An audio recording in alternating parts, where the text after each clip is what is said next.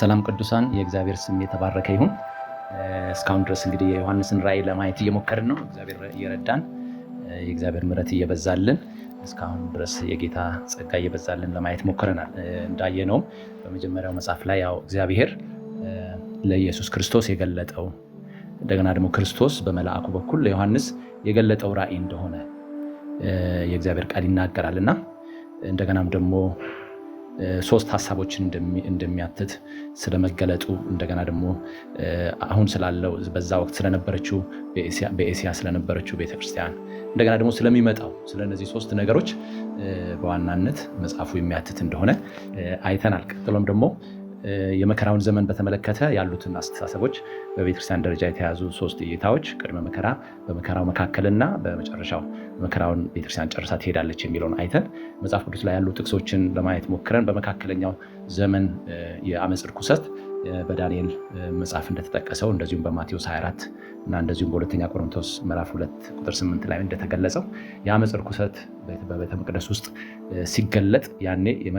የሁለተኛው ከባዱ መከራ ወይም ያዕቆብ ታላቁ መከራ እንደሚጀምርና በዛ ሰዓት እንደምትነጠቅ ግን ይሄ የመጀመሪያው መከራ በማቴዎስ ወንጌል ምዕራፍ 24 ከቁጥር 4 እስከ 14 የተጻፈው የምጥጣር መጀመሪያ የሚለውን ቤተክርስቲያን አብራ እንደምትካፈል እዚህ ምድር ላይ እና ይሄም ደግሞ ዓላማው ወንጌል እንዲሰራ እና የቅዱሳንን ሕይወት እግዚአብሔር ለማጥራት ያንን ሊጠቀም እንደሚችል በማሰብ እነዚህን ሐሳቦች አይተናል ጌታ ረድቶን እና አሁን ወደ መጨረሻው የሺህ ዓመት መንግስት ወይም የክርስቶስ መንግስት የሚለውን ሐሳብ ዛሬ አብረን እናያለን። የጌታ ስም የተባረከ ይሁን። ይህም ሐሳብ በዋናነት ሶስት አስተሳሰቦች አሉ። ከነሱ ውስጥ በዋናነት ዋናዎቹን ሁለቱን ያነጻጸረን እናያለን እና ከመጽሐፍ ቅዱስ ከሁለት ክፍል አንባለሁኝ። አንደኛው ክፍል የሉቃስ ወንጌል ምዕራፍ 17 ቁጥር 20 እና 21 ላይ እንደዚህ ይላል።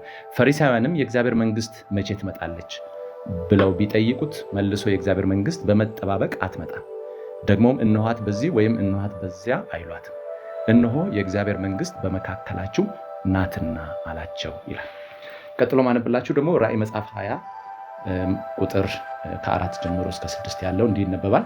ዙፋኖችንም አየው፣ በእነርሱም ላይ ለተቀመጡት ዳኝነት ተሰጣቸው። ስለ ኢየሱስ ምስክርና ስለ እግዚአብሔር ቃል ራሶቻቸው የተቆረጡባቸውን ሰዎች ነፍሳት ለአውሬውና ለምስሉም ያልሰገዱትን ምልክቱንም በግንባራቸው በእጆቻቸውም ላይ ያልተቀበሉትን አየው። ከክርስቶስ ጋር 1000 ዓመት ኖሩና ነገሱ። የቀሩት ሙታን ግን የ1000 ዓመት እስኪፈጸም ድረስ በሕይወት አልኖሩም። ይህ የፊተኛው ትንሣኤ ነው። በፊተኛው ትንሣኤ ዕድል ያለው ብፁዕና ቅዱስ ነው። ሁለተኛው ሞት በእነርሱ ላይ ስልጣን የለውም። ዳሩ ግን የእግዚአብሔርና የክርስቶስ ካህናት ይሆናሉ፣ ከእርሱም ጋር ይህን 1000 ዓመት ይነግሳሉ ይላል። የእግዚአብሔር ስም የተባረከ ይሁን። በእነዚህ ሁለት ጥቅሶች ውስጥ የምናየው ሁለት እይታዎችን ነው። አንደኛው እይታ ድህረ 1000 ዓመት ብለው የሚያምኑ አሉ። ድህረ 1000 ዓመት ብለው ወይም ፖስት ሚሌኒያሊዝም ብለው የሚያምኑ ሰዎች ምንድነው የሚጠቅሱት?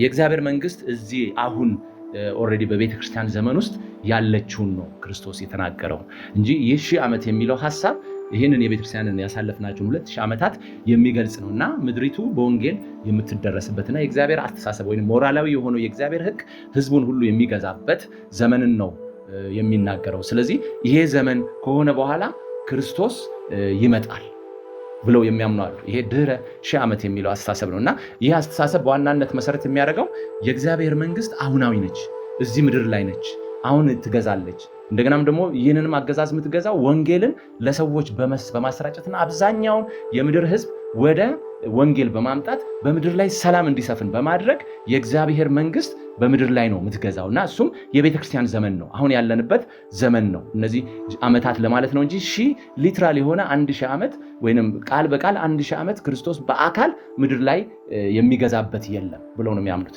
ስለዚህ እነሱ የሚያምኑት ምንድነው? ክርስቶስ አንዴ ነው የሚመጣውም ደግሞ ይሄ የቤተክርስቲያን ዘመን በቤተክርስቲያን በኩል ክርስቶስ ምድር ላይ የሚገዛበት ይሄኛው 1000 ዓመት ካለፈ በኋላ ነው። ወይንም 1000 ባይባል እንደ 1000 ዓመትም ቢታሰብ ቃሉ እንደዛ ቢልም የግድ ሊትራሊ 1000 ላይሆን ይችላል፣ ከዛም በላይ ሊሆን ይችላል። ስለዚህ በዋናነት ወንጌል እየተሰበከ በምድር ላይ ሰላም እየሰፈነ ቀስ በቀስ መንግስቱ ሁሉን የምትገዛበት እና በመጨረሻም ክርስቶስ ያ ነገር ከተረጋጋና የዓለም ሁኔታ ሰላም ሁሉ ከተረጋጋ በኋላ መጥቶ በምድር ላይ የሰማይ መንግስትን የሚቀጥልበት አዲሲቱን ኢየሩሳሌም ከሰማይ ወርዳ በአዲሲቱ ኢየሩሳሌም ይህች ምናቃት ሰማይና ምድር ጠፍታ በአዲሲቱ ኢየሩሳሌም ክርስቶስ የሚገዛባት መንግስት ነች ብለው የሚያስተምሩ ናቸው ድህረ ዘመናውያን። እና እነዚህ አስተሳሰቦች በዋናነት የሚያጠነጥኗቸው አንደኛ ይሄ 1000 ዓመት የሚለው ቃል በቃል 1000 ዓመት ማለት አይደለም።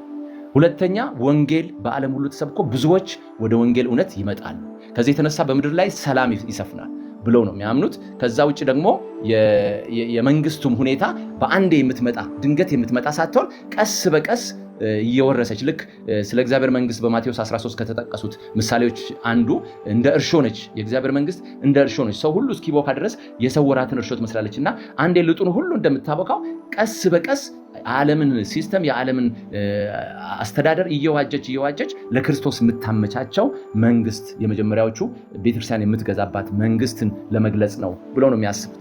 ይሄኛው አስተሳሰብ እንግዲህ እነዚህ ጥሩ ጎኖቹን ብለን የምናስባቸው እዚህ ላይ ምንድን ነው? አንደኛ አሁን ላይ ቤተክርስቲያን አንዳንድ ነገሮች ላይ ስለ ፍትህም ስለ ሰላምም ስለ ተለያዩ ማህበራዊ ቀውሶች ድምጿን እንድታሰማ እድል ይሰጣሉ።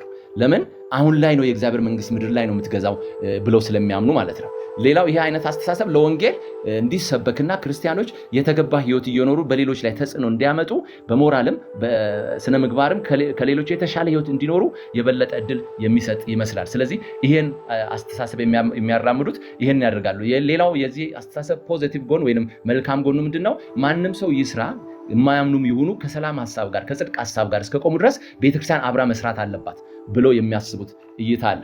የዚህ አስተሳሰብ ግን ብዙ ተቀባይነት እንዳያገኝ የሚያደርገው ነገር ምንድነው? የእግዚአብሔር ቃል ስለ መጨረሻው ዘመን ሲናገር በአብዛኛው በማቴዎስ 24 ላይ በሁለተኛ ጢሞቴዎስ ምዕራፍ 3 ላይ እንደምናየው ነገሮች ፍቅር እየቀዘቀዘ ክፋት እየጨመረ አመጽ እየጨመረ የሚሄድ ስለሆነ ከዛ አስተሳሰብና መጽሐፍ ቅዱስ ላይ ከተጠቀሰው በዘመን ፍጻሜ ሊገለጥ ካለው እውነት አንጻር ሲታይ የመከራውን ዘመን ስናስብ ከዛ ሐሳብ ጋር አብሮ የሚሄድ አይመስልም። ስለዚህ ይሄንን አስተሳሰብ ብዙ ጊዜ ውድቅ ሊያደርገው የሚችለው ይሄኛው አስተሳሰብ ነው። ሁለተኛው ሐሳብ አሁንም ይሄ ፕሪሚሌኒያል ወይንም ቅድመ ሺህ ዓመት የምንለው ወይንም ከሺህ ዓመቱ በፊት ክርስቶስ ይመጣል፣ መከራው ዘመን እንዳበቃ ይመጣል የሚለውን ሐሳብ የሚደግፈው ደግሞ ቅድም ያነበብኩላችሁ በዮሐንስ ራእይ ምዕራፍ 20 ቁጥር 4-6 ያለው ላይ እንደምታዩት ምን ይላል? ሁለት ትንሣኤ እንዳለ ያስቀምጣል። ምንድነው የሚለው? ለአውሬው ያልሰገዱት ለአውሬው ያልተንበረከኩት ከክርስቶስ ጋር 1000 ዓመት ኖሩና ነገሱ፣ የቀሩት ሙታን ይህን 1000 ዓመት እስኪያልፍ ድረስ በሕይወት አልኖሩም ብሎ ስለ 1000 ዓመት የሚናገረው ግልጽ ቃል በቃል 1000 ዓመት ከክርስቶስ ጋር ኖሩና ነገሱ ስለሚልና ሌሎች ሙታኖች ደግሞ እንዳልተነሱ ኃጢአተኞች እንዳልተነሱ በሁለተኛው ትንሣኤ ለፍርድ እንደሆነ የሚነሱት ይናገራል። ስለዚህ ከዘላለም በፊት የክርስቶስ በምድርና በሰማይ መካከል የሚገዛበት ቅዱሳን የሚነጠቁበት ዘመን አለ ማለት ነው። ቅዱሳን ተነጥቀው ከክርስቶስ ጋር የሚገዙበት ዘመን እንዳለ፣ አዲስ አካል የሚለብሱበት ዘመን እንዳለ፣ የአሕዛብንም በብረት በትር ቀጥቅጠው የሚገዙበት ዘመን እንዳለ እዚህ ላይ እናያለን። ሁለተኛው ሐሳብ ምንድነው የሚለው? በሁለተኛው ትንሣኤ የሚነሱት ደግሞ ለሞት ወይም ለፍርድ የሚነሱ እንደሆነ እዚህ ክፍል ላይ አሁን ይናገራል። ስለዚህ ክርስቶስ ከዘላለም በፊት ወይም ከነጩ ዙፋን ፊት በፊት ሙታንና ኃጢአተኛና ጻድቃን ከመነሳታቸውና ፍርድ ከመሰጠቱ በፊት ከቅዱሳን ጋር የሚገዛበት ሬልም እንዳለ የሆነ የሰማይ መንግስት የሚገዛበት። ለምን?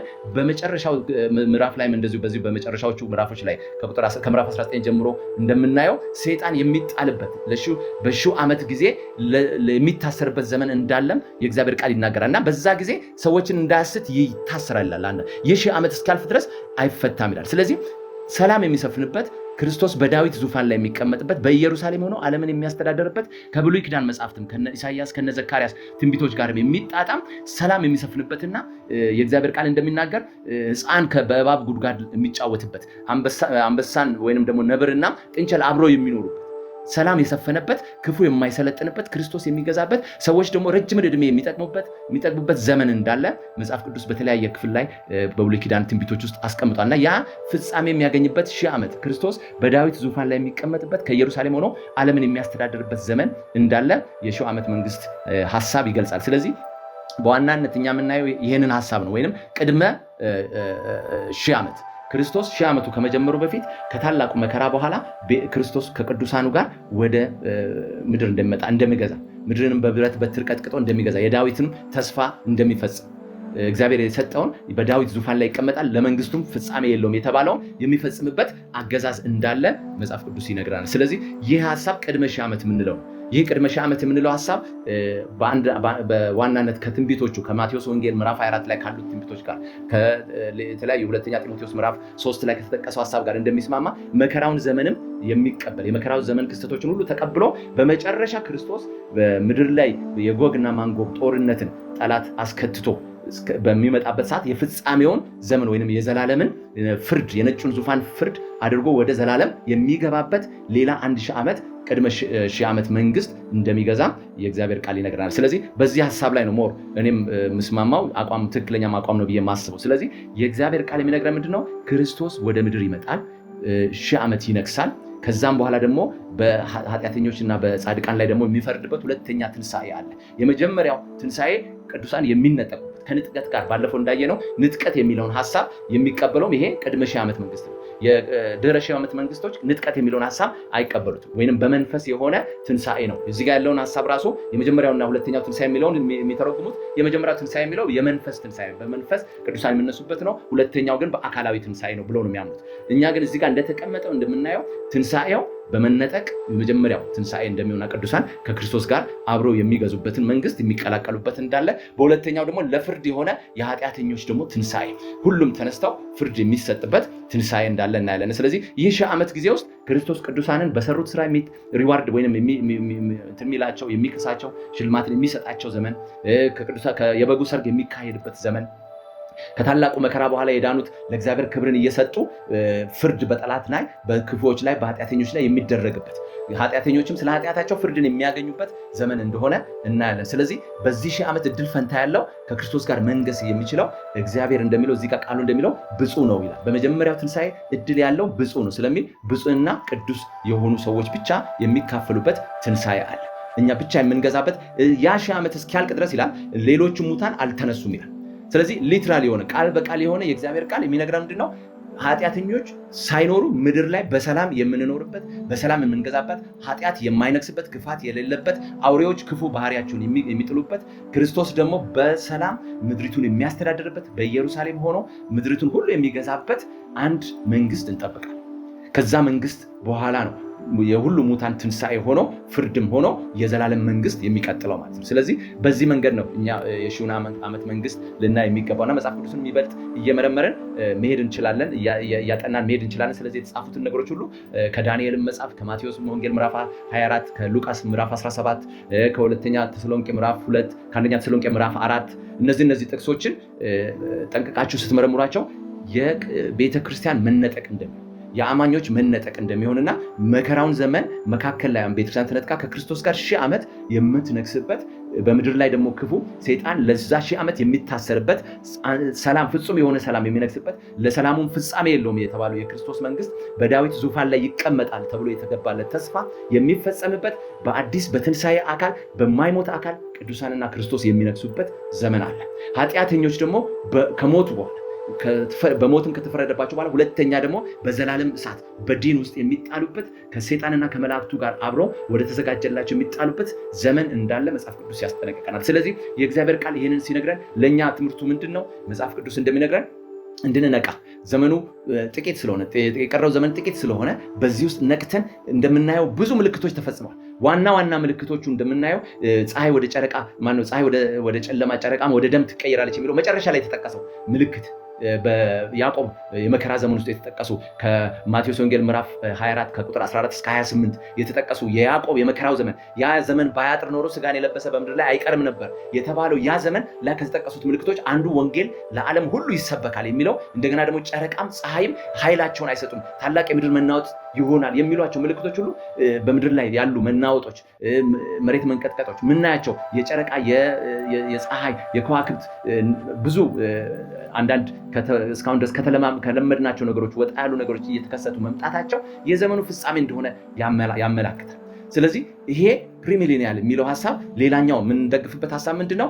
ይህ ሐሳብ በትክክል መቼ እንደሚሆን አይታወቅም ማለት ድንገት ሊሆን በማንኛውም ሰዓት ሊሆን ይችላል ብሎ የሚያምን አስተሳሰብ ነው። ይሄኛው ግን የፖስት ሚሊኒያል ወይንም ደግሞ ድህረ 1000 ዓመቱ ወንጌል ተሰብኮ ዓለም ሁሉ ከተቀየረ በኋላ ፕሬዲክቲብል ነገር ነው ወይንም ሰው ሊገምተው የሚችለው አይነት አመጣጥ ነው ክርስቶስ ብሎ የሚያስቡ ናቸው። እኛ ግን ድንገት እንደሚሆን መቼ እንደሚመጣ እንደማይታወቅ መጽሐፍ ቅዱስ ይነግረናል። በማቴዎስ ወንጌል ምዕራፍ 24 ላይ የሚነገረው ይሄ ሁሉ ምልክት ሲሆን የሰው ልጅ ምልክት በሰማይ ይታያል የሚለው ሁለተኛው አመጣጥ ዳግም ምጽአቱ በግልጽ እንደሆነ እናንተ የገሊላ ሰዎች ሆይ ስለምን በዚህ ቆማችኋል? እንዲህ ሲሄድ ያያችሁት ክርስቶስ እንዲሁ ሲመጣ ይታያል። የሰው ልጅ መምጣት ፀሐይ ከምስራቅ ወደ ምዕራብ እንደምትወጣ ግልጽ ሆኖ ይመጣል የሚል ሁለተኛው ምጽአት ነው። በትክክል መጽሐፍ ቅዱስ ላይ እንደምናየው ከመከራው ዘመን ሁሉ በኋላ ሰው ሁሉ የሚያይበት። ይሄኛው ግን የመጀመሪያው ድንገተኛ መጣ። ሺውን ዓመት ቅዱሳንን ለመውሰድ ሲመጣ ድንገት እንደሚሆንና በማናቸውም ሰዓት እንደሆነ መገመት እንደማይቻል የሚናገር ነው የቅድመ ሺህ ዓመቱ እሳቤ። ስለዚህ በዚህኛው እሳቤ ላይ ሞር መጽሐፍ ቅዱስ ጥቅሶችም የሚደግፉን በግልጽም ቃል በቃልም የተጻፉት ሐሳቦች ያንን ነው እንትን የሚሉትና ክርስቶስ የሚነግስበት ከቅዱሳኑ ጋር በሰላም የሚገዛበት መንግስት አለ። ከዛም ወደ ፍጻሜውና ወደ ዘላለም ከመሄዱ በፊት የዓለም መንግስታት ሁሉ ኢየሩሳሌምን የሚከቡበት ጎግና ማንጎግ የምንለው ጦርነት ክርስቶስ በመገለጡ የሚያጠፋው አመፀኛ የአመፅ ልጅ ቤተ መቅደሱን የሚያረክሰው የዘወትሩን መስዋዕት የሚያስቀረው የክርስቶስ ተቃዋሚ ዓለማትን ሁሉ ወደ ኢየሩሳሌምና ወደ እግዚአብሔር ከተማ የሚያስከትትበትን ዘመን በመጨረሻ እንደሚሆን ያ የዓለም ሁሉ ፍጻሜ እንደሚሆን መጽሐፍ ቅዱስ ያስተምረናል። ስለዚህ እኛ እንደ ክርስቲያን ለዚህ ዘመን ራሳችንን ማዘጋጀት መንቃት እንዳለብን በጽድቅ ኑሮ መኖር እንዳለብን ምክንያቱም በመገለጡ በእርሱ ዘንድ እንዳናፍር እያለ የእግዚአብሔር ቃል ይነግረናል። ለዛ የሚሆን የህይወት ስርዓት ውስጥ እንድንመላለስ እግዚአብሔር ይርዳን።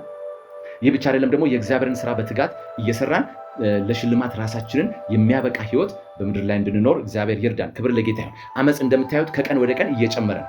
ክፋት ከዕለት ወደ ዕለት እየጨመረ ነው። ብዙ ነገር በሰው ልጆች ላይ እየሆነ ያለውን ነገር አሁን ክፋት፣ ርኩሰት ምድሪቱ ላይ እየሰፋ ያለበት ዘመን ላይ ነው ያለነው። ይህ የሚያመላክተው ነገሮች እያለቁ እንደሆነ፣ ሰዎች በምንም ነገር እርካታ እያጡ የመጡበት ዘመን ነው። ለሰው ገንዘብ ተስፋ መሆን ያልቻለበት ዘመን ነው። ለሰው እውቀት ተስፋ መሆን ያልቻለበት ዘመን ነው። መጽሐፍ ቅዱስ እንደሚናገር ሰው እርስ በርሱ የሰው ልጆች ፍቅር እንደቀዘቀዘች እንደሚናገር ብዙ ፍቅር እንደቀዘቀዘ የምናይበት ዘመን ላይ ነው ያለነው። አመፅ የበዛበት ዘመን ነው። ከአመፅ ብዛት የተነሳ ፍቅር ይቀዘቅዛል እንደሚል ያ ነገር እየሆነ ያለንበት ዘመን ነውና በተስፋ ልንጠብቅ የተገባው የክርስቶስን መምጣት፣ የክርስቶስን መገለጥ፣ የቤተክርስቲያንን መነጠቅ፣ ወደ እርሱ መከማቸታችን፣ መሰብሰባችንን እያሰብን በእግዚአብሔር ፍርሃት ልንኖር የተገባ ነው። ክብር ለእግዚአብሔር ይሁን። ስለዚህ ቃል ቲቶ የሚናገረውን ክፍል ላንብብላችሁና አብረን እንጸልያለን። የጌታ ስም የተባረከ ይሁን። በቲቶ ምዕራፍ 2 ቁጥር 11 ጀምሮ እንደዚህ ይላል የእግዚአብሔር ቃል፣ ሰዎችን ሁሉ የሚያድን የእግዚአብሔር ጸጋ ተገልጧል። ይህም ጸጋ ኃጢአተኝነትንና ዓለማዊ ምኞትን ክደን የተባረከውን ተስፋችንን እርሱም የታላቁን የአምላካችንና የመድኃኒታችንን የኢየሱስ ክርስቶስን ክብር መገለጥ እየጠበቅን ራሳችንን በመግዛትና በጽድቅ እግዚአብሔርንም በመምሰል በአሁኑ ዘመን እንድንኖር ያስተምረናል። መድኃኒታችንም ከአመፃ ሁሉ እንዲቤዠን መልካሙንም ለማድረግ የሚቀናውን ገንዘቡ የሚሆነውን ሕዝብ ለራሱ እንዲያነጻ ስለ እኛ ነፍሱን ሰጥቷል ይላል። ክብር ለጌታ ይሁን። ስለዚህ ራሳችንን በመግዛት በጽድቅ እግዚአብሔርን በመምሰል እንድንኖር ጌታ ይርዳን። እንጸልያለን። የጌታ ስም የተባረከ ይሁን። እግዚአብሔር አምላካችንና አባታችን ሆይ በዚህ በፍጻሜው ዘመን ላይ እግዚአብሔር ሆይ አንተ ቃልህንም እንደነገርከን እንዳስተማርከን ጌታ ሆይ አንተ በምድር ላይ ልትነግስ ትመጣለህ።